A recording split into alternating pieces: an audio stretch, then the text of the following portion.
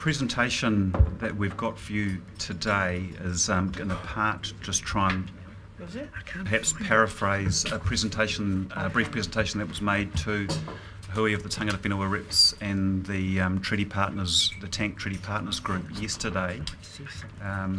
So it's just an update, intended to be an update on the plan change process, but I think relatively germane to pretty much just about every discussion that we've had here today. We did take the opportunity when writing this paper just to give some context and try and give as much context and background to exactly what we're trying to do here. And so look, I apologise to anyone in advance if they feel that we are sort of, trying to dumb down or give some sort of make any sense that you don't understand what's going on here. But we just felt, given the fact that this committee has never effectively taken a plan change from conception and right through the process, we just thought we'd take the opportunity to lay it all out, so you, in preparation for someday, hopefully in the not too distant future, when we turn up at this to this committee with a plan change. So, in that vein, I just want to quickly recap on the regional policy statement, the regional resource management plan, the plan changes, and the regional planning committee. And I think I can skip through that because a couple of the discussions that we've had, I think, have traversed that pretty well. But so, all I really wanted was just to remind everyone, and we had a good discussion on it before, that this document here, which contains the regional policy statement and the regional resource management plan, obviously provides a framework for managing the sustainable use and development of natural resources in Hawke's Bay. And as was noted earlier, it is one of our most critical, if not the most critical document that this organisation produces. And it's critical because it informs so many other parts of what this organisation does. And it's more than just a document of limits and rules. It's also a document that increasingly, and as we go through these catchment plan changes, it provides for more adaptive frameworks for management of our resources, and it does speak to the fact that we do throw a lot of science at our work programs and at our plan changes and as our evidence base, but we can't always exactly land the causes and links, and so we're increasingly looking through these plan development processes is to create the flexibility to allow us to identify issues and then go and try and fix them and then learn from those processes and keep going.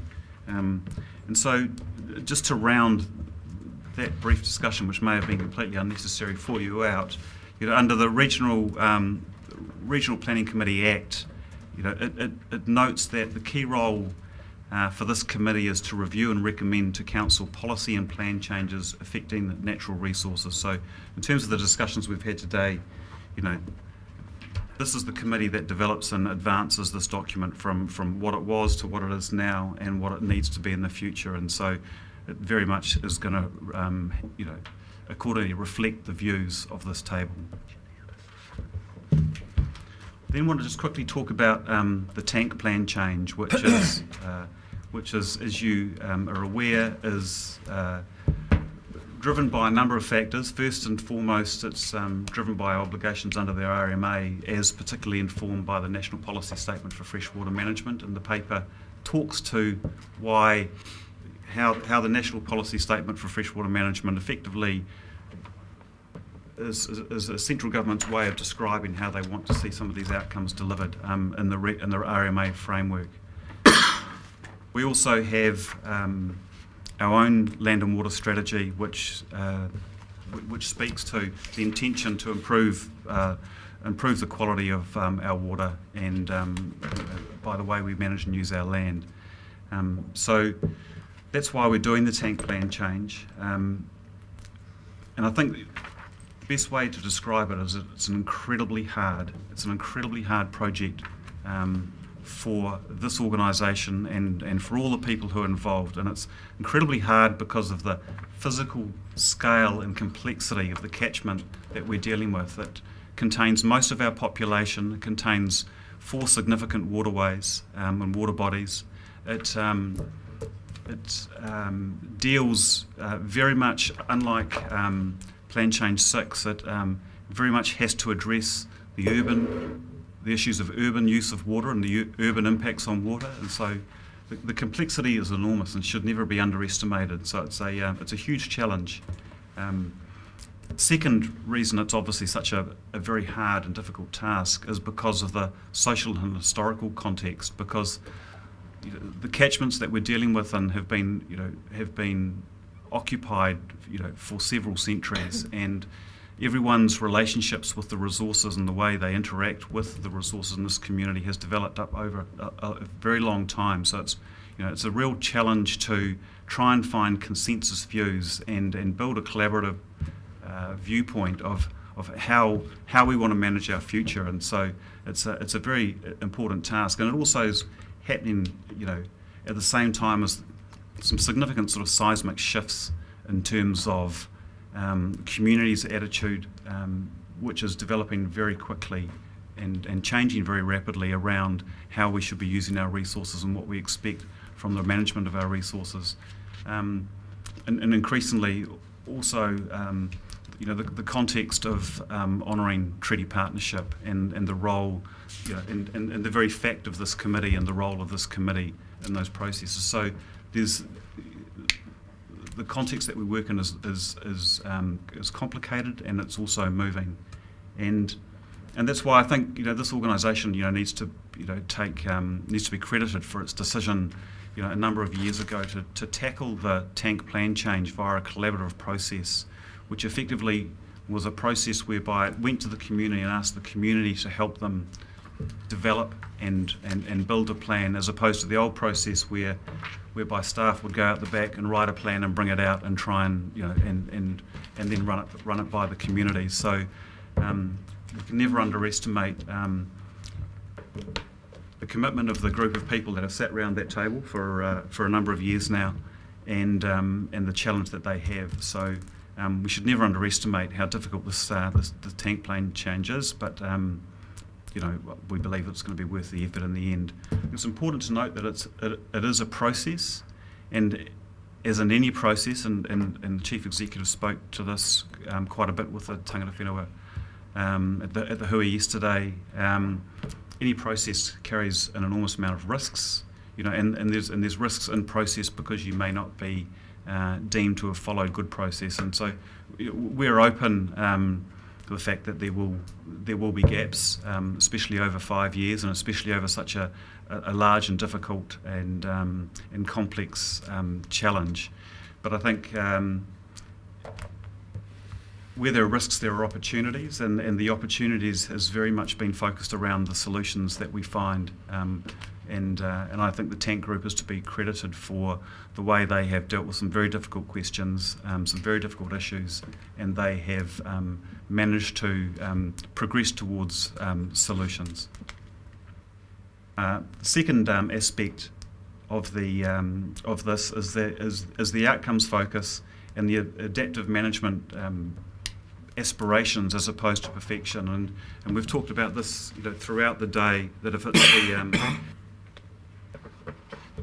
the plan change process through the collaborative group, and then when we bring it through here as a part of a broader process, and so that if we are trying to seek perfection at this level, we need to be aware that the process continues after it comes through us, and it goes to stakeholders, it goes to interest groups, it goes out to iwi authorities, and then it ultimately goes out to the public. And so I think we can perhaps sometimes lose sight of the fact that we want to make sure that this plan change does pass muster. It does give effect to the regulation and the that it has to give effect to in the aspirations and of the community.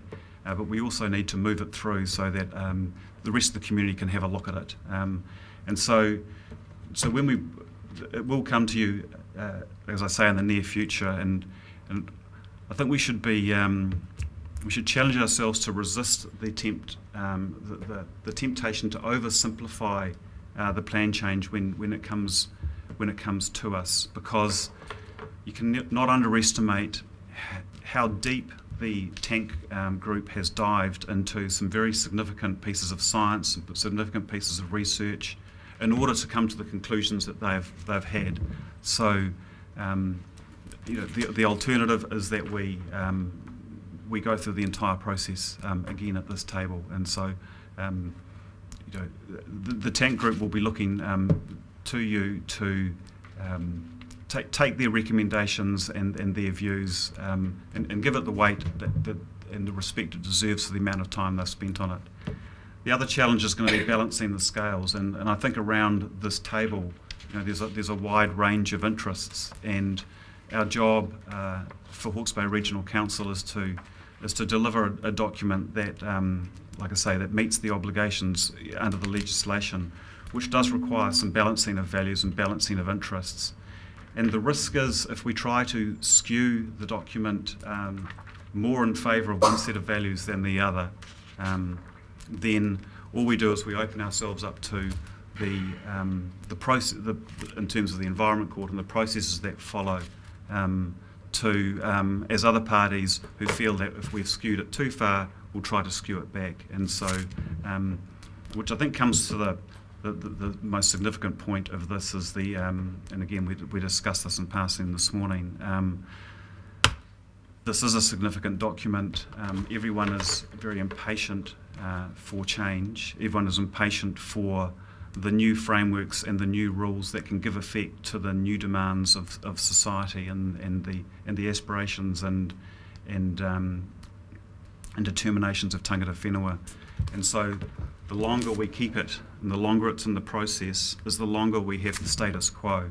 And so it's a difficult, it's going to be an incredibly challenging document to bring back to this committee, and I don't underestimate how hard that's going to be, and we will look forward to any feedback from the hui yesterday around what potential gaps, what concerns you might have that will help us make that journey quicker, but it's on its way. So the rest of the presentation we have here was really probably targeted at the for the hui yesterday. So we can run through it now. Or I'm just happy to go to questions. Right. Any questions, Jenny? Given what, well, firstly, it was great to meet the tangata whenua reps for tank yesterday. Kanuhi ki te kanuhi, you can't beat it. You feel the ihi and wehi of the kaupapa in that circumstance. My question is around my observations in the previous conversation, and James mentioning that the RRMP in regards to iwi and Māori is covered in here. So is demonstrated through the tank. Can you give me one example of that expression? So that will come through, and I suppose it's important to point that this document doesn't get changed in one hit. It gets changed over time and in parts. And so the catchment management plans that we will bring you, and it's an absolute, and I know it'll be of critical importance to this committee. They will want to see that plan change reflects those values and captures those values and recognises those values. And so that will then, provided once that plan change becomes operative and contains those values, that then forms a part of this document. In the RRMP, it talks a bit more than just the values. It talks about iwi management plans, resource management plans. So in the context to the tank resource management plan, will that be reflected other than the values? So the tank, you could correct me if I'm wrong here, Marianne, but we do have Joella Brown looking through the iwi management plans that we have and some cultural values assessments that we have obtained so far, and they will be And they will be included? brought into the document, yeah. So the iwi management plans of those hapu involved in tank will be included in the resource consent? They'll be taken into account in drafting the plan change. So where they're relevant and where there's a need to reflect them in the council's plan, that will be reflected at that time. It's not a question of taking iwi management plans and putting them into the RRMP. It's looking at what's relevant and what we need to take into account. And who determines what's relevant out of the iwi management plans that would meet the Hawke's Bay Regional Council RRMP and meet the collaborative relationship with the tangata whenua? It's a big ask, but we have got the treaty, the Tank Treaty Partners Group to help us with that, and particularly Joella to do some of the analysis that will help the decision making. And look, I'd just add it ultimately for this table to decide whether that's been adequate. So best endeavours using Treaty Partners Group, having Joella on staff to check all of this, and would expect that you will be asking those questions of them in the first instance and then providing us with guidance as to whether we've got there or not. And developing tools as we go, you know, the assessment methodologies that we're starting to develop to help answer the questions you raise. Because that's what I'll be looking for, because that's what I'm told is in there. But also, I suppose the mainstay for me is that we've come a long way, and just expressing we as Māori have given effect to our values. We know how to give effect to them. So having them in the RRMP as it stands, we can make those live. So I'll be looking for that in particular. And just speaking on Joella, wonderful work that she does, but truly she's 20 hours a week. For the work that she's expected to do, the resource is not there to support her to do that. That was my observation from yesterday, that the work of the tangata whenua tank members and the work that they needed to do is poorly supported and resourced. So that therein lies the challenge, one of the challenges for you.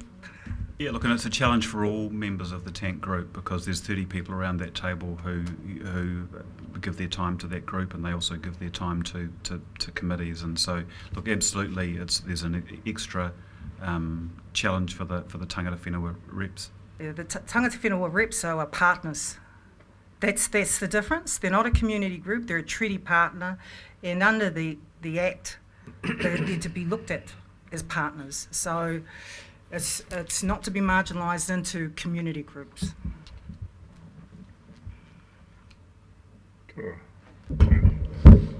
Thank you for the update. I apologise if I missed it in the report, but I didn't see it. Something we're interested in hearing about is how you envisage presenting the plan to the RPC. So, having not done this process before, how do you propose to do that? And then picking up on some of the points from Jenny, how will you walk us through how those cultural values have been woven throughout the plan? So the who you had yesterday was effectively the first step in that process, and that was and that came from a conversation with the independent advisors, and that's something after this I'll be looping back with them to say, well, how do you propose, you know, and I think we need to collectively work on a plan for you. But I think, you know, suffice to say there will be multiple workshop outings required. Probably some of the basic science will need to be represented, and we have been trying to bring some of that to the RPC over the last couple of years to raise awareness, because it's not only the tangata whenua reps that are councillors that haven't been able to participate in the TANK group that are also decision makers here. So yeah, and I guess I'd just reflect on Tom's comment earlier on that there is a balance in all of this about how much we're going to go back through 5 years of work with this committee and how much this committee is prepared to take a recommendation from a collaborative process and effectively endorse it. And so that can't occur in the absence of all the information, but it can't also happen with all of the information. So we just have to strike that balance and work it through, and we'll be working with your advisors to see if we get it right. And I have every expectation that it will have a few goes at getting comfort right across this table before we finalise the deal. but there will be a recurring theme of some uncertainty, some information gaps, and some judgment and some leaps of faith required by all of us. Yeah. Well, I'm just thinking of, do you envisage a series of days? Do you envisage this being stretched out over our 6 weekly meetings? I'm just thinking, what's the best? We're going to need some extra meetings, I think, there's no question. We'll certainly need some extra workshops, given the complexity of the plan. So my suggestion is when we have a feel of what that's going to look like, we should try and lock in dates sooner rather than later. And there's also an expression from the tank group that they would like to be part of some formal handover process too. So. Well, that's a very good idea. Okay. Kia ora, Chair. Just my observations of the hui yesterday. I took heart from James's introductory kōrero with regard to seeking a new way forward between the partnership between tangata whenua and the council with regard to taking the holistic approach, the Māori approach. But you also have to support that approach if you are to give effect to it. What I heard from our tangata whenua members, there were concerns with regard to achieving the proposed outcomes in terms of the cultural values and the acknowledgement thereof of it. There's deficiencies in there that needs to be picked up, and then I pick up on what Jenny acknowledged before. We're not just another community stakeholder, the tangata whenua treaty partners, so therefore, as of preference, they should be prioritised higher than they currently are. So I do acknowledge that's work in progress that I hope to see us advance on, and our RCPC members will certainly support that. With regard to what became obvious as part of the kōrero I just said, there's a significant imbalance in the resourcing support as opposed to science, which is fundamental, but likewise tangata whenua is also fundamental, again, as I repeat, as the treaty partner.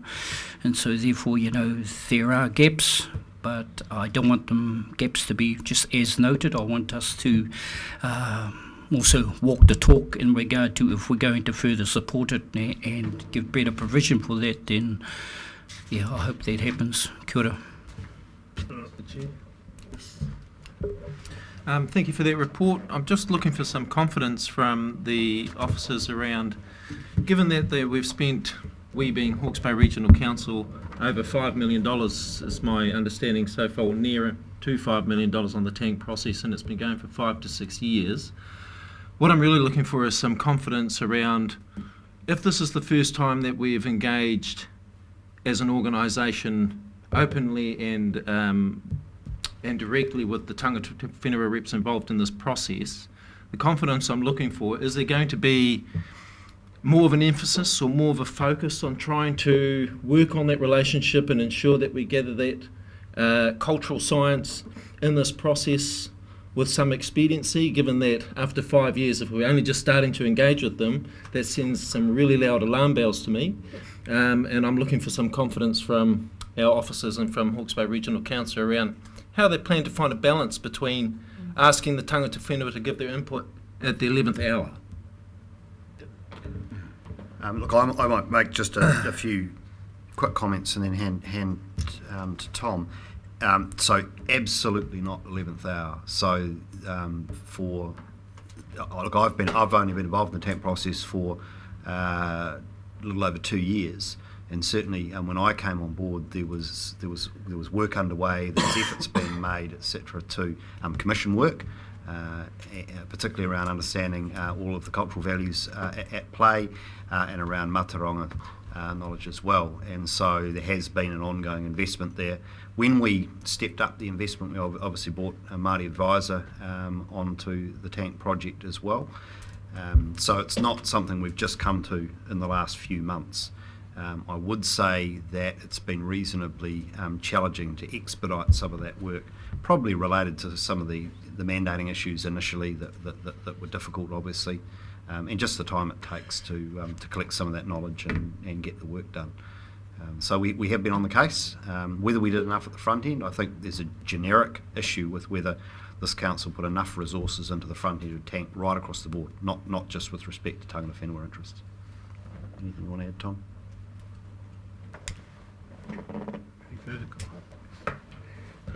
Can you just remind us what the timing is vis-a-vis the WCO tribunal? At what point are we expected to show up in their, forum or office or whatever with what they're hoping to see as a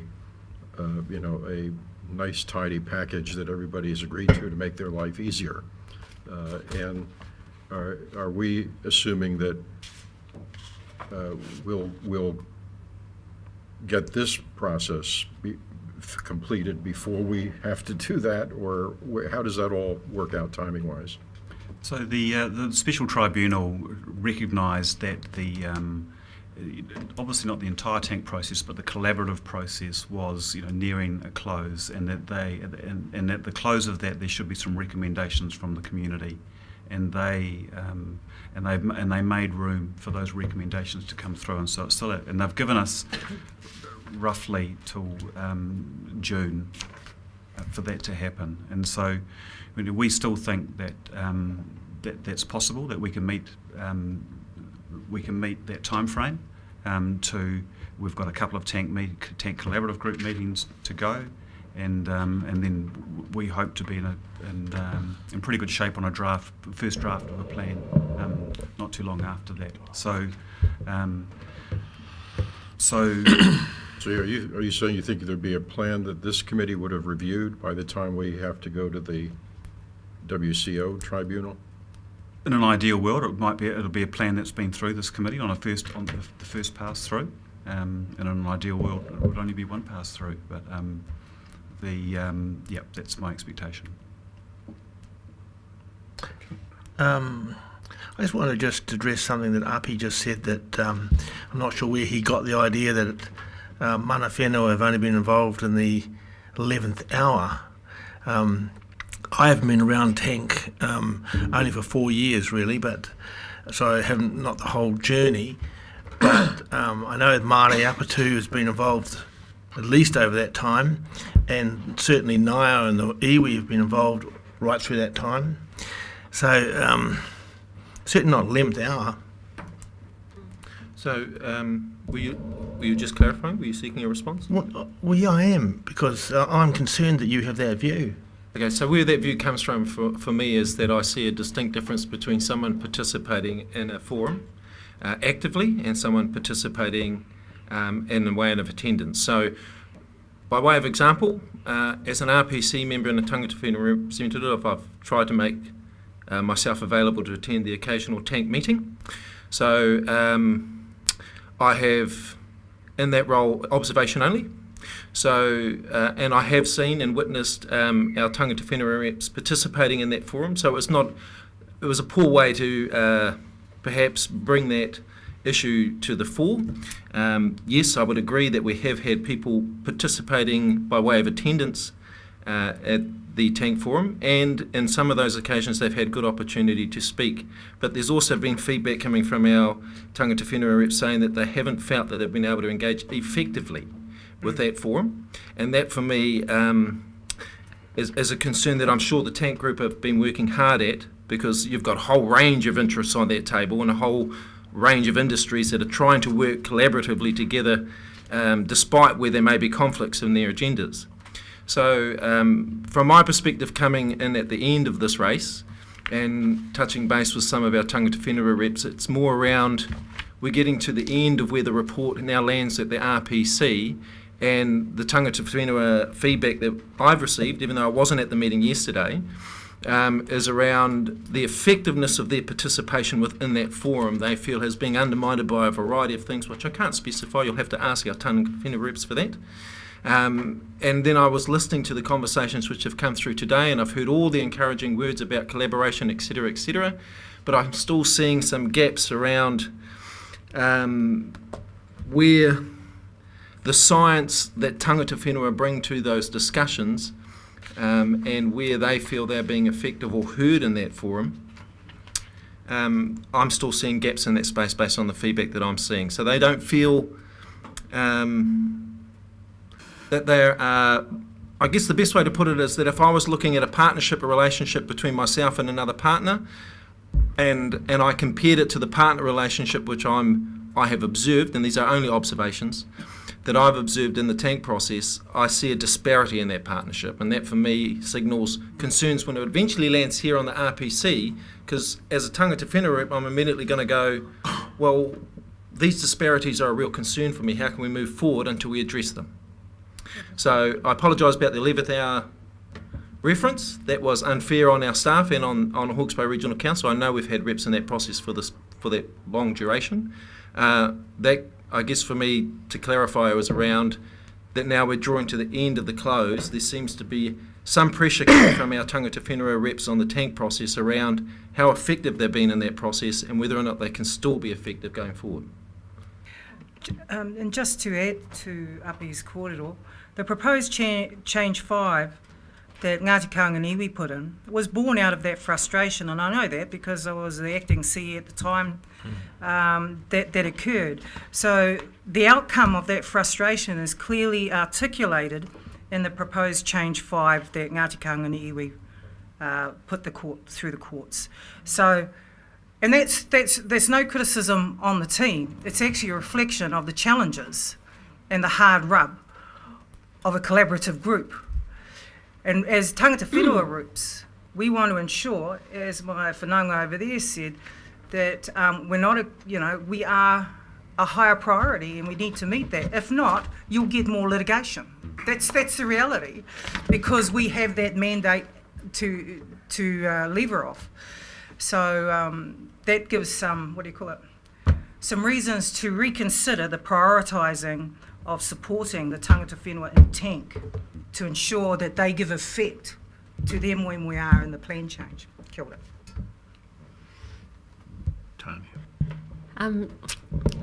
Just to add a little bit to that is, and there has been some commentary about it previously, is James, I know yesterday you mentioned the major investment of $5 million into the science alone, and I'm sure there's been more than that in the whole process. But when speaking with the tangata whenua, mana whenua reps, they advised that for the Ngāruroro cultural values assessment there was 60,000. When they requested funding for Tūtai Kuri, they asked for 10,000 and then they were granted 5. And there isn't any allocation for the others, Karamu and for Ahuriri, but we know that that's an ongoing conversation. So picking up on the 11th hour sort of comment Api made, I think there are some issues when there are those resourcing issues that might impact how the plan turns out. That's the concern. But I did notice your comments yesterday, James, which is an acknowledgement that the process hasn't been perfect and the need now to really focus on the outputs. And does the plan, is the plan going to be good enough? And I won't say perfect because we're told not to expect perfection, so that's good context there. And I'm just reinforcing that because that's what we're hearing coming through, and that's why people are getting quite stressed about it, is that it won't be perfect. We want it to be good enough to get through. And I guess we've been signalling all along that we really need you to walk us through how this is going to be good enough for tangata whenua. It's really important. So your comments, James, I thought you prefaced them well yesterday in terms of the discussion. Obviously, we heard a lot about how the process was deficient. And one of the 11th hour matters was, in their view, getting finally some funding, I think, to fund Anthony Cole's work, which we found really illuminating. And we really hope that people here will get the opportunity to hear it, because it really gets us to look at the things that Toro was mentioning around GDP versus the actual social, cultural and environmental cost. Because when you talk about a collaborative stakeholder group and you're talking about contrasting values or competing values, from a Māori perspective, some of those have already been massively eroded. And so we need to take great care. So I thought the presentation that was made yesterday helped put things in context, things we know intuitively, but actually demonstrated it. So I think it would be really useful to have that presentation ahead of the tank plan coming to us so we can give it a bit of wider context. Chair, if I could just comment, I think in hindsight we would have put more resourcing at the front end of this process in terms of research, primary research around Māori values and Māori knowledge across the tank catchments. What instead was done was that there was facilitated process that expected the tangata whenua representatives around the tank group table to bring their traditional knowledge, to bring their values and feed those into process. And indeed they did that, and that was necessary, but what was obvious as we came further along the track, it wasn't sufficient. And so we've then gone about investing in that more latterly. And has there been enough resource put into that? Almost certainly not. And could we have put more in, not within budgets, because we've blown our tank budget many times on a number of occasions, but if we had put more resource in, we might have dealt with some of these issues better. And I just would make the comment that the science investment, by and large, is actually about how we provide for tangata whenua's values as well as other community values. So when it comes to mahinga kai, when it comes to swimmability, when it comes to those sorts of things, the tools such as the groundwater model, which has been the biggest investment, is all about informing how we achieve those values. So I do just want to make that point. Councillor Barker. Can I just make a couple of observations?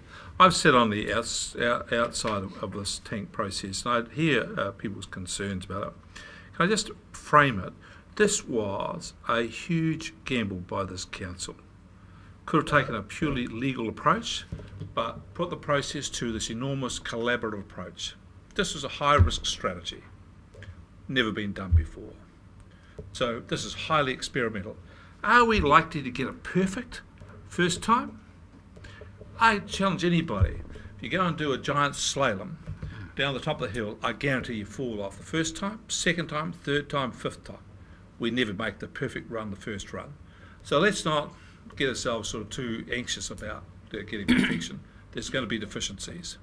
Secondly, there's always going to be deficiencies about process. I have never in my life seen a process that isn't perfect. I made an occupation out of finding fault on process. Went to court many times on exactly the same process and won on a fault on process. 5 court wins on the same process, always found fault. I'm good at it, but if we want to, we can do this. The other thing is, it seems to me about this, we're trying to jump through the hurdle here before we've got it. For me, I want the report to come back and see what they've got to. At that point, I'll then think about has its worth, has its standards, what's the balance of it, what's the sense of it, and how we take it from here. And I just think we just got to wait till it comes here. And I think there's a bit of anxiety about it, but I just want to leave them to go there, do the work, and put it in front of us, and look at it as something quite unique. And I hope it succeeds, because having a collaborative process like this is our communities taking control of these things and having them, and not leave them to a raw judicial process. This is a good thing, and we should hope in every success. That's my view, but not so hope that we turn a blind eye to its deficiencies. But we have to have a fresh eye to that. But I just want to wait and see what happens out of this. I'm expectant. Kia ora, Chair. I just wanted to add a comment of support to fellow colleague Api's kōrero with regard to the 11th hour, not meaning any disrespect to the council. There was, it was more so with regard to at the 11th hour, our tangata whenua under pressure due to the limitations that were upon them in order not to achieve what they wanted to achieve. there's more so in that, and that's where we feel aroha for our colleagues with regard to the pressure they're on in this limited time frames that are left. So that's the only comment I wanted to make, Chair. But also wasn't limited to the resourcing, also other matters to express with regard to, say, like for instance the Heratonga aquifer and things like that, and the kōrero kaupapa around that. So I'm glad we made headway on the inclusion of those today in our outstanding freshwater bodies. Kia ora. I'd just like to say that yesterday James and Marianne put the context of this to the tangata whenua reps on both sides very well, and said, this is the first up for the country, not just the council. I went to a meeting 4 or 5 years ago with Gavin over there with the tangata whenua groups, and there was about 12 at the table, and I think there's only 2 left of that original group because of they changed over, they got hoha or whatever happened. But Mare said yesterday, look, we take it out to our people to talk about tank, and no bugger wants to talk about tank. They've got all these other issues. So, I'm really glad I'm not a Pākehā, because you get so pissed off with these Maoris. They're all over the show. But this is a good process, and by being kind to one another, we're going to get to the end. Excuse me, Chair, I'm going to go. Okay, thank you, Mr. Chair. Can I just commenting on it? There are 2 elements that occur to me as important. I appreciate we do need to see the report, but taking up the point around the plan, I think will add a lot of light to this issue, particularly for this committee, is if we see a plan of engagement around it. So when is the report due? What are the key issues that can be workshopped prior to that? When can that be done? What are the processes once the report is received? It'd be great to see the timetable, so everyone has a clear line of sight. We can, if we're on the slalom going down, we know where the flags are, and we can start our journey down there. And I think that would help this committee. It is a huge body of work. It will take a lot of digesting, and as long as we've got a clear path, I think we can make it. So I look forward to that plan. I'm sure when the Emperor of Rome was watching Rome burn, he had similar concerns to yours. What's the plan? And what he didn't do. Only thing about him, he was the boss, and he just did what he wanted to do. He didn't have to consult with anyone. I observed all those things that have been talked about. One thing I did observe also was that we asked to meet with all of the tangata whenua, but they wanted us just to meet with their tank group. And one of the things I don't want to do is repeat the lesson we had to learn in regards to the water conservation order, the other parties, particularly those big land groups up in the Wāwhāko and all that. And I think that to be transparent, we are going to have to talk to them as well. So, someone moved that this report be. See, I'll second. all in favour. Aye. So we're getting the end of home straight. Verbal update on the Ahuriri Estuary. Thank you, Mr. Chair. Anna, if you wouldn't mind coming up, Anna's been leading the response to the recent incident of a high E. coli find as a consequence of our summer swimming spot monitoring program that I'm assuming that everyone in the room is aware of, that resulted in the closure of Pandora Pond. So Ant will give us a bit of an update on the science, and I can give you a bit of a flavour of where we're getting to on the compliance and enforcement side of things as well. Tēnā koutou katoa, ko Anna Smith tōku ingoa, and I'm the Senior Scientist for Coastal Water Quality. As Mr Palmer has said, I have also been overseeing the sampling undertaken in terms of the recent high levels of enterococci found in the Pandora Pond. It isn't necessarily something we haven't seen before in terms of Pandora, but certainly the prevalence and the number of times we were observing the number of high E. coli was something that sort of led us to believe we needed to look into it a bit further. For anyone outside of Napier specifically, Pandora Pond is just at the mouth of the Ahuriri Estuary, and it is a very, very popular recreational area for a lot of people in Hawke's Bay. It was developed actually out of the remnants. The pond got excavated for fill for the Port of Napier, and part of the, back in 1977, and part of its purpose was about providing this area as a safe recreation area, given the fact that a lot of our beaches are very exposed, and it's a great place for young kids, families to enjoy. Lots of activities, wakaama, sailing club, Optimus yachting, and swimming triathlons. Iron Māori compete within the pond.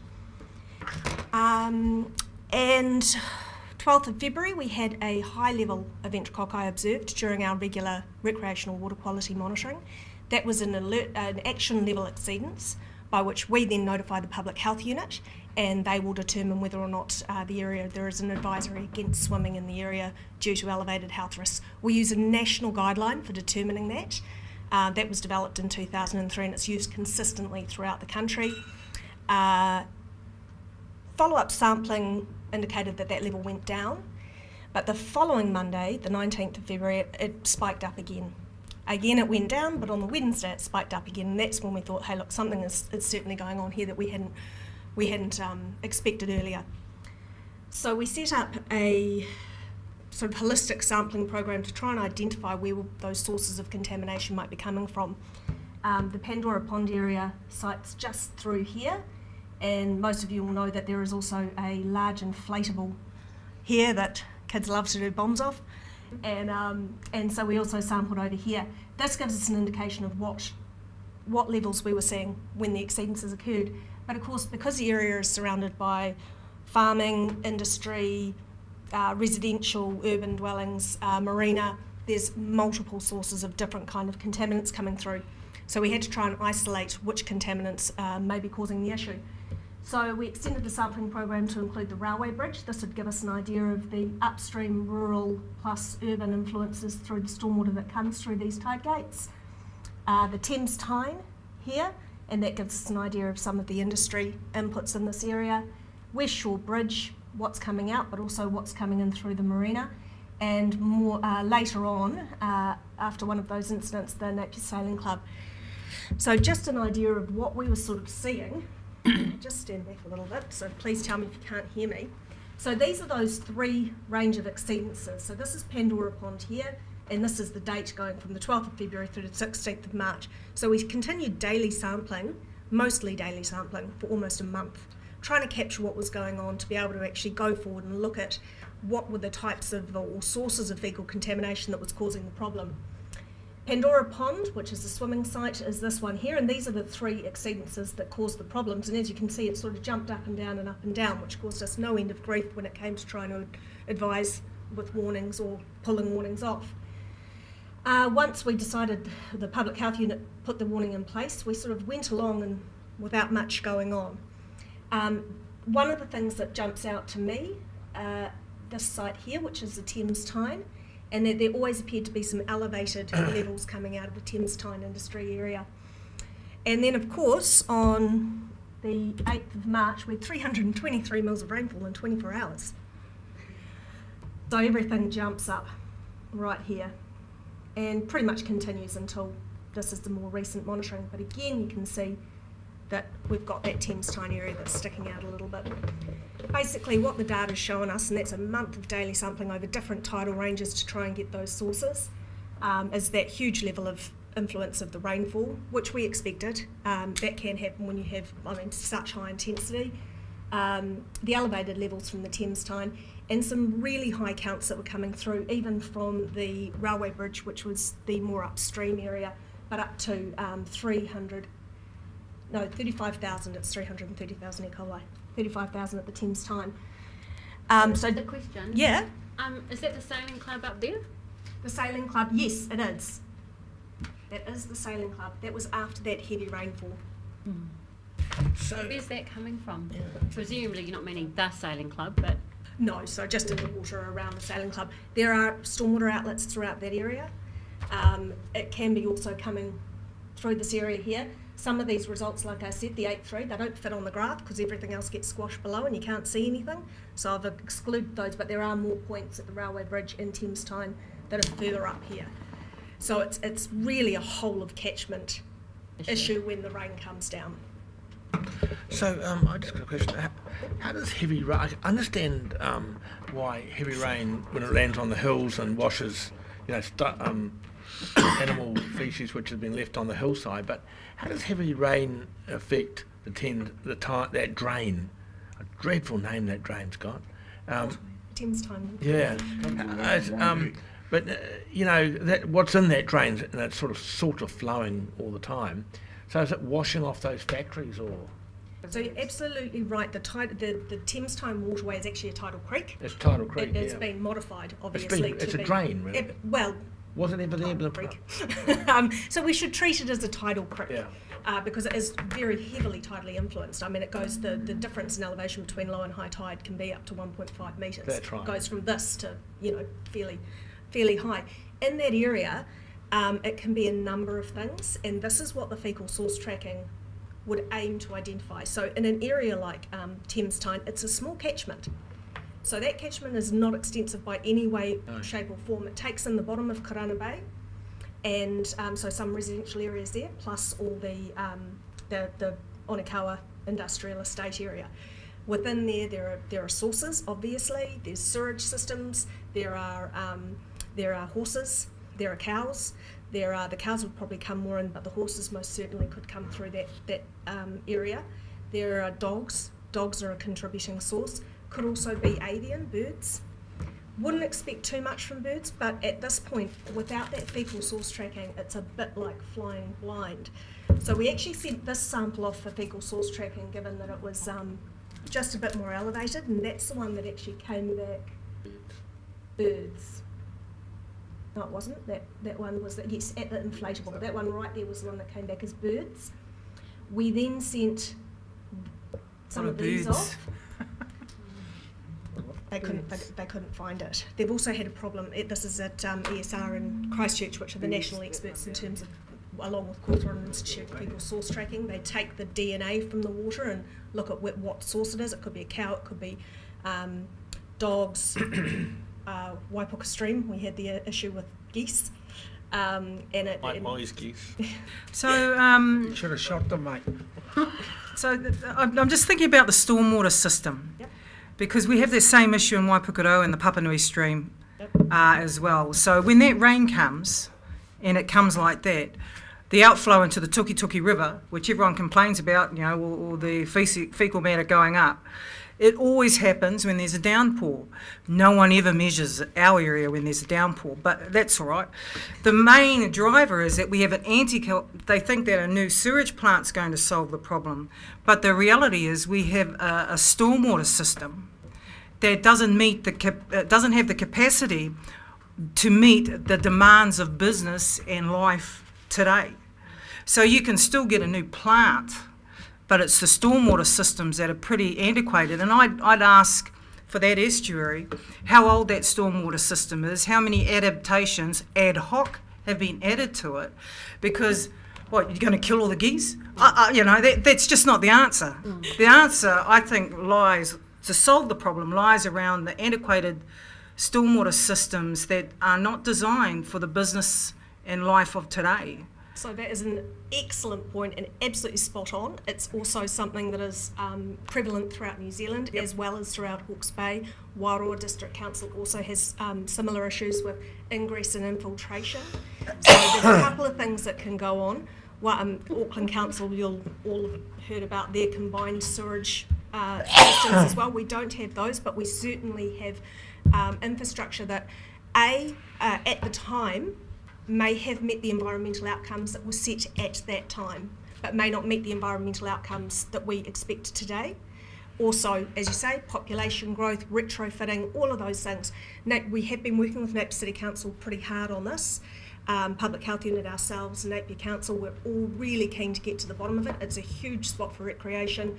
We've had canoe polo that's had to leave. We've had people not being able to use it. The splash inflatable having to be, actually it was due to be taken out anyway, but that was closed for the first 2 weeks. So there's no, we are really trying to get to the bottom of it. We have one other sample left for fecal source tracking. The problem with our fecal source tracking system is that you actually need these high numbers, but no rain. Because once you get rain, you get everything washing down and it swamps the sample. Aged fecal sources, so they can't distinguish what the fecal type might be. So you need a really high count in dry weather, which is exactly what we don't want.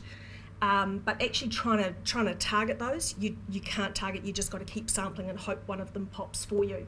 We have sent this one away for fecal source tracking down at ESR.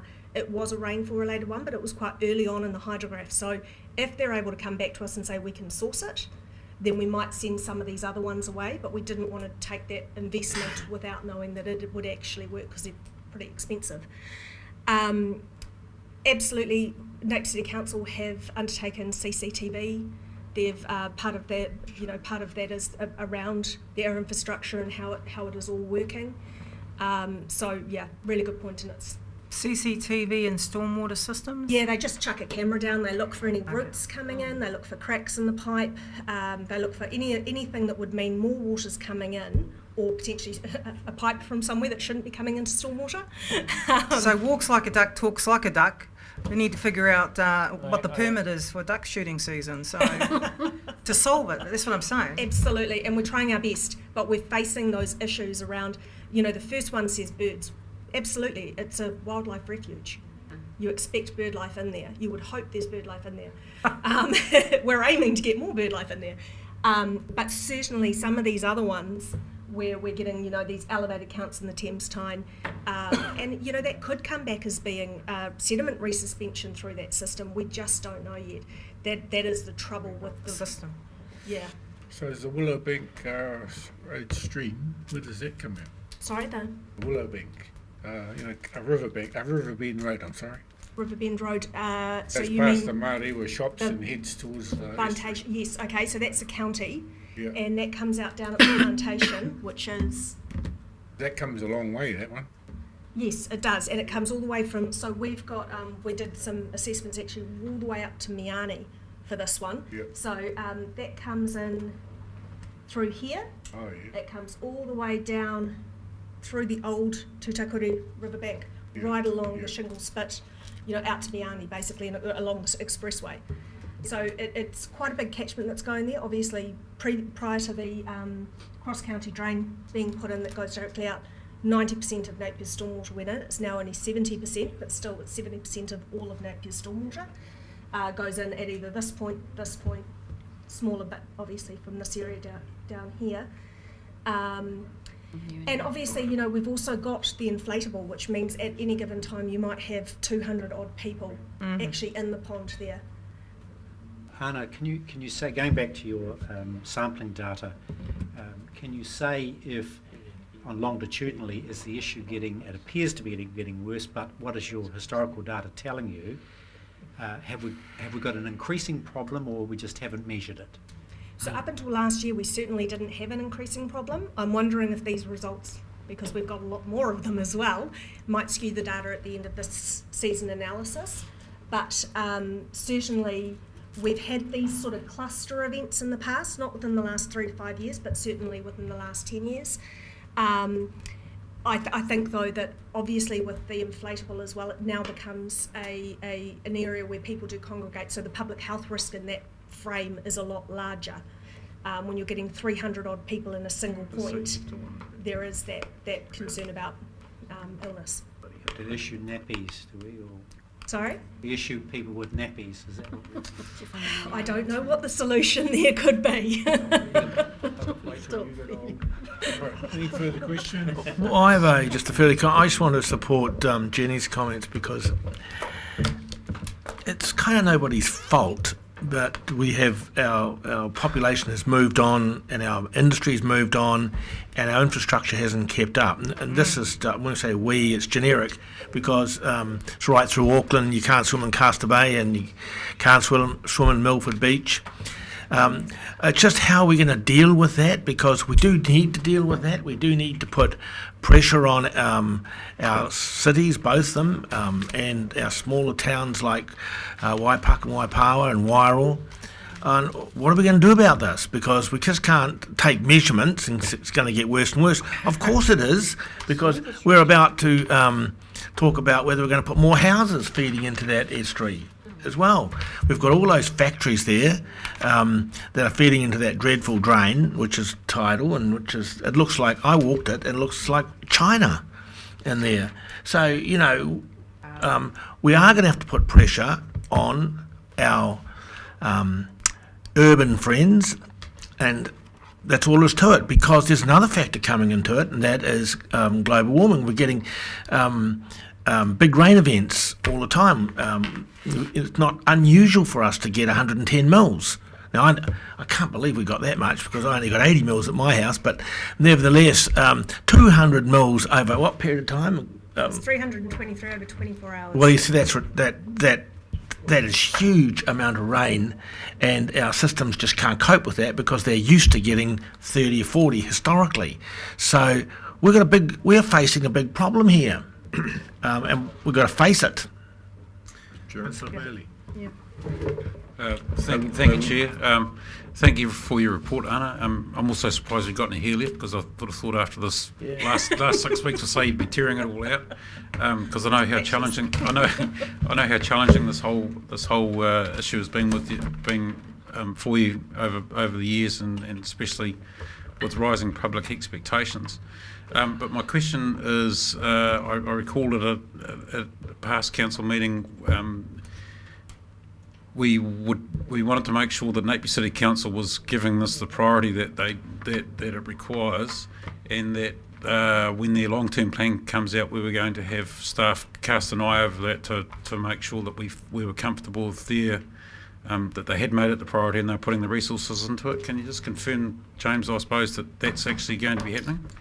Yeah, no, so we absolutely are, and the thing that I was just going to talk about next was the recent stormwater performance issues that Napier City's Council has. If we step back to the event last year, time 5th of April, yeah, it was 5th of April last year, when we had a major rainfall event in Napier, and they took the decision to divert a proportion of their wastewater into the stormwater network and discharge into the estuary. At that point in time, as part of our compliance work with them, they presented a work program to us to address the capacity constraints they've got within their system for their wastewater system. And part of that was recognising that there's a lot of illegal connections right across the city. And this is very common right around New Zealand and internationally as well, where people choose to divert their stormwater into the wastewater network. And what it means is that it gets overwhelmed. And in that event, they had 5 times more stormwater than sewage in their wastewater network, and it blew it out effectively, and that's what resulted in the discharge. So they agreed with us that they would put a program into place. They would employ a dedicated staff person to start the process of trying to find these illegal connections across the network, to put a series of monitoring points across the network to try and isolate where those problems are, and to do a bunch of downhole inspections with cameras. They use smoke as well to identify both blockages and ingress. So they had a work program that they are commencing, and also modelling of their whole system using all of that data to work out where the investment needs to occur to remedy this going forward. And that all flows into the long-term plan.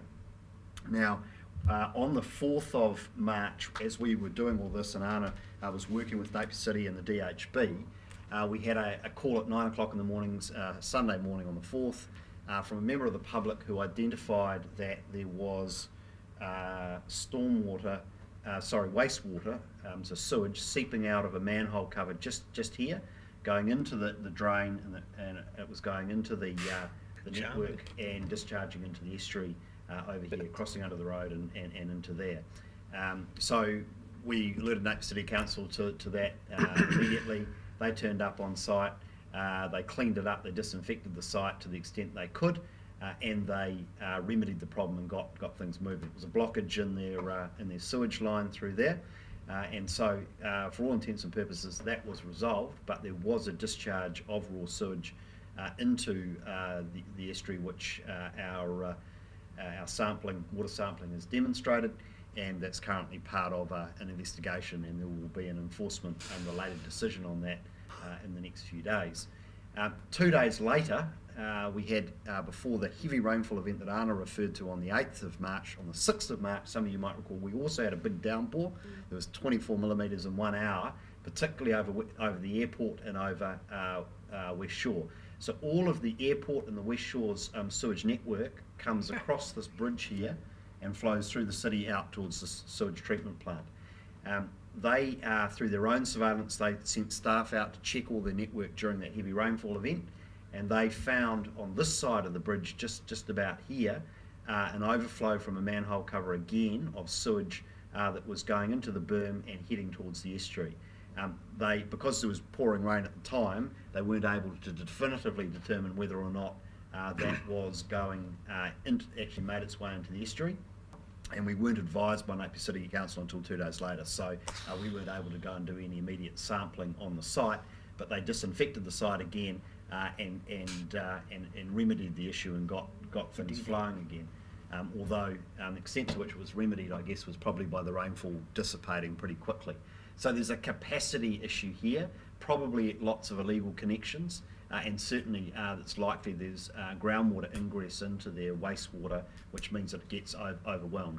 Now, the question that begs for us is whether actually there's been a more long-term issue here with their network, and it is just possible that the paratyphoid outbreak that occurred last year may have been the result of some of these issues with their network. And we can't prove that, can't be certain about it, but what Napier City Council have decided to do is they're prioritising their work to try and identify any illegal connections in the network here, and a whole bunch of testing they're doing at various points on this network to try and identify what is causing the capacity blowout in their wastewater, because wastewater shouldn't have stormwater in it, and therefore it shouldn't be affected by rain in theory. And so the fact that it did blow out suggests that they've got a problem, and that's what they're currently working on. So what we've done is we've bundled this incident in with the other incident in terms of our investigation and our enforcement decision. I've also got an enforcement decision to take today in relation to an individual camper van that was found to be parked here in this car park just next to Hawke's Bay Seafoods, that was discharging its wastewater from the vessel straight into the drain there, and then that was flowing straight out into the estuary as well. We've got a historic event that occurred last November as well down here, where an industrial site also was had an issue with their system and ended up discharging tallow in that case into the network, and that ended up in the estuary as well. And so that's also subject to an enforcement decision that's currently sitting on my desk. So we are in a position where we will be taking enforcement action of some nature in relation to a number of different incidents that have occurred around here. And I guess this just shows the vulnerability of this environment to an awful lot of activity occurring around it, which takes us in the longer term, not only to the long-term plans that need to have sufficient investment to upgrade this infrastructure, but also to the controls we put on the activities and on to what are permitted discharges into the stormwater network. So in 2006, the RRMP that we were talking about earlier today did not have a particularly strong stormwater section. It was on the table, it was too hard to resolve at the time, and it was effectively parked. That's now come forward in the tank plan change, and there will be a key element of what you'll be needing to decide in the next couple of months in relation to the tank plan change will be tougher rules around the stormwater network as well as the wastewater system as well. So all that's going to get bundled up, and so really what I'm foreshadowing here is that there's a lot of work ahead, both in terms of LTPs and the planning framework to start to get better control of the activities around the estuary so that we can improve this, but it's going to be a long game.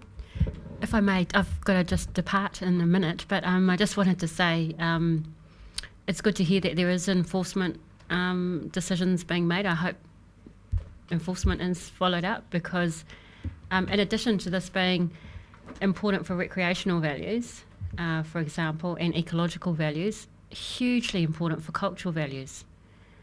And this, this is the number one area, I think, on both of the charts that Belinda has identified. And this is a drain at the moment, and that's appalling. So not only will we be looking at it in terms of tank, we'll be looking at it in terms of outstanding water body, which I think it's long overdue deserving.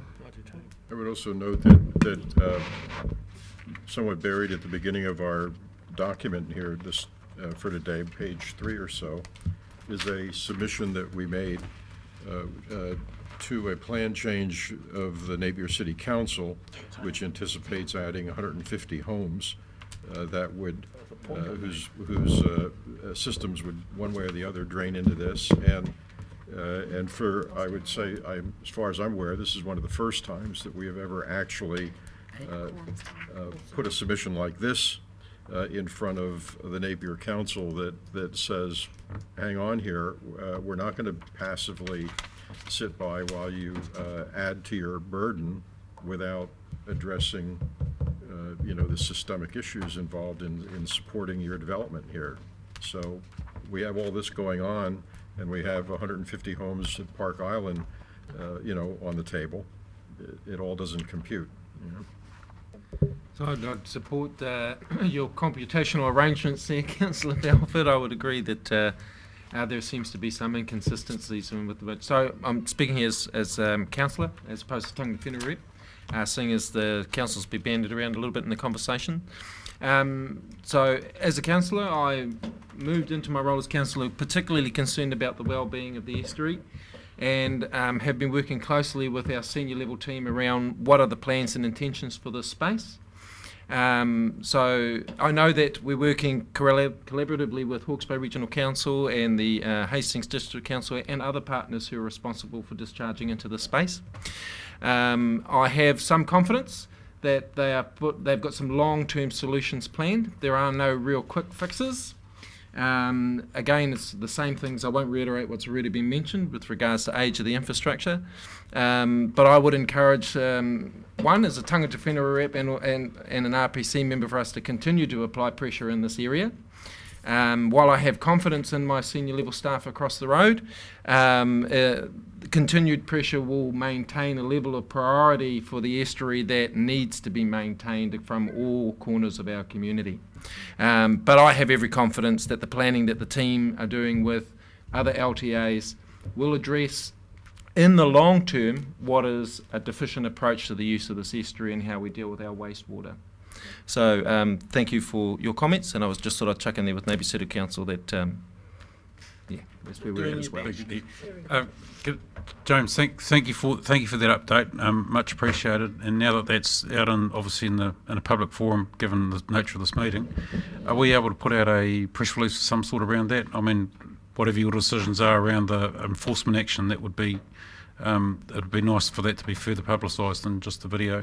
So certainly will, and one of the things we've been talking to Napier City about is the need to more proactively communicate to the community the body of work that's going on these issues. That's agreed. So two separate issues. Yep. Enforcement decisions, yes, we will have comms on that, but in addition to that, some communication, which really needs to be Napier City Council led in our view, about what they're doing to address these issues, because we know there is a work program in place, but I'm not sure that's well understood in the community. I would totally agree that it's unfortunate that Napier City Council hasn't been proactive in informing the community about what they intend to do to resolve these issues. So, thank you for that. Can I just comment, Mr. Chair, if I may? James is well aware of harangued and harassed him over this matter for months. Emails will be a test to that. What the issue for this council, though, and I appreciate the issues are broad and wide and deep and expensive and smelly. But what I'm wanting to see is what is our plan top to bottom. What I'm seeing now, and it's clearly not the correct perception, because Anna's work is very extensive and comprehensive and great work. Appreciate it. What I'm not seeing is an organisation-wide plan to say, here's the problem, and here are all the various remedies or mechanisms we're putting in place to deal with this. We're wanting to get here, here's our plan to do it, timelines, engagements, etc. And we're reporting back to this council. Again, it gets back to the line of sight thing we talked about with probably 3 issues today. What's the plan? Let's see the plan and let's report the milestones along the way. And that will certainly do a lot for me to appreciate the energy and effort that's going on, and the public in a transparent way. We are serious about this. This is how big our plan is, and we are really engaging on it. And I say top to bottom, every engagement, whether it be at political level, right down to throughout the organisation, what's going on, how can we push buttons better to make this work, and then report it back to this and other committees that makes it clear and transparent. That's what we're doing. Oh, good. Thank you. It's been a good conversation, and it's also good, James, that we are taking action, because a lot of people who's obsessed with making money and not worried about the consequence, the one way to hurt them is to take money off them. So, we've just got one more item. So yeah, I'm going to move this recommendation.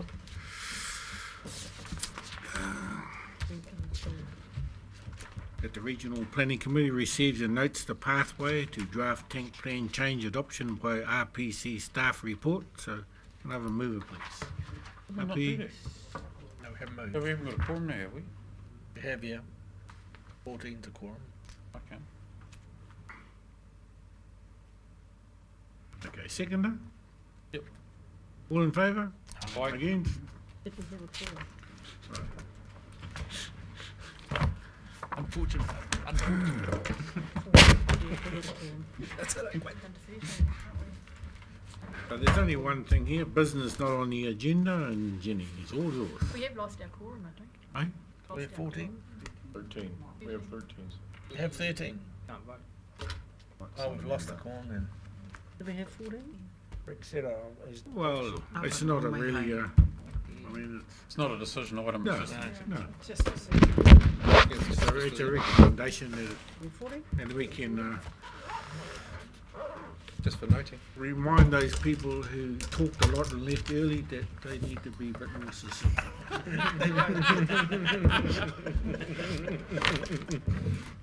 Okay.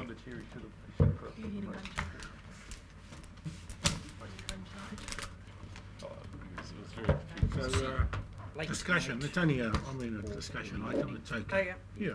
I suppose my kōrero is around Māori tourism, and whilst there's hit the headlines that there's been a reduction in spending on Hawke's Bay tourism, I'd like to know if there's been any support provided for Māori tourism at all, and if not, why not?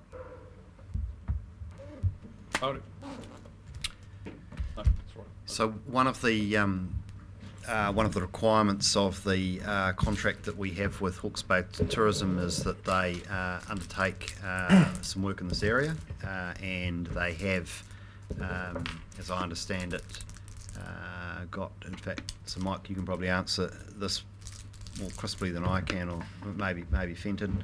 They have a number of, certainly there's one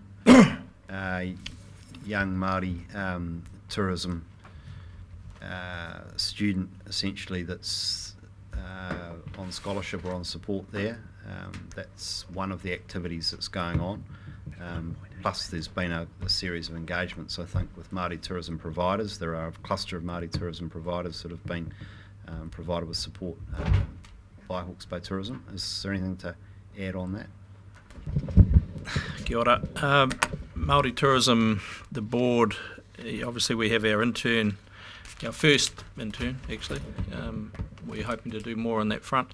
The council instructed Hawke's Bay Tourism last long-term plan that we needed a Māori representative on the board, Mr. Mohi. We needed to have more of a focus on Māori outcomes, and as a result, the relationship with some of the more established, and I'll say that, more established Māori tourism groups is now very strong. We just got to put in perspective that the gambit of Hawke's Bay Tourism is to get people to come to the region. And you know, the activities that happen here, sure we can provide advice and help, but there's no funding provided to start up new tourism ventures of any sort out of that funding. The proposal, and it's still got to go through a consultation, is to reduce that funding, which there's been an interesting reaction from the community obviously so far, and that'll be ongoing, no doubt. But going forward, the mandate on the last long-term plan, Hawke's Bay Tourism takes that very seriously around Māori tourism. Well, in Central Hawke's Bay, we've had no engagement whatsoever, and we're not what you call new to tourism, and we have some concepts. So we've never ever received any engagement with Hawke's Bay. Well, very briefly, if we call them up, we get somebody to come down and have a yarn with us. So I know that's the answer that you're giving me, but we have someone from CHB in our office, actually. she So I'll Māori? refute that. Is she Māori? Is she engaged with the Māori? She's engaged with tourism in Central Hawke's Bay. Full Māori stop. tourism? I'm not sure. But Well, I'm sure. The answer is no. well, beg to differ, but the meeting's getting out of shape, Chair. But so I'm actually wanting to know exactly what, if you say that Hawke's Bay Tourism is looking after Māori tourism interests, then it would be good to have a report on that actually, on what's the effectiveness of the engagement with Māori tourism, because I'm pretty aware of a lot that aren't Fair comment. engaged. Happy to bring a report back. Well, shouldn't our Māori representative have a bit of a chat here? Can I just suggest this does get taken offline, because this is now well wide of the RMA planning responsibilities of the Regional Planning Committee. Thank you. I was just falling asleep anyway. Yes and no. Resource Management Act does include social and economic issues, so yes and no. But Look forward to the report. and maybe we can provide a report as well, Hawke's Bay Māori Tourism. Because the person who you have taken on, she was part of a training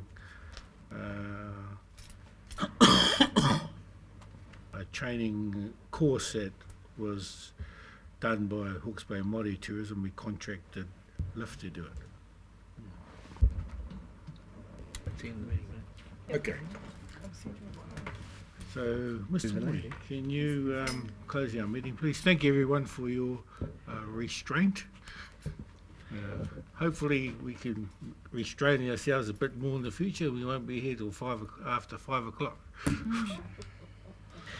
Yes, we can put all those tourism people in the Napier City jail. I understand you've got a key. In the old jail. Me no tātou e hua. Kauri mātou ki rungi te whakamoemeti o te pai e ten tū momo kōrero no reire te whakamutinga mati atu koutou mana ki a te aki mana mea tōna mate ke tia ho iho ki runga koutou mana koutou atawhai mana whakaari ake te mana batana ake amene.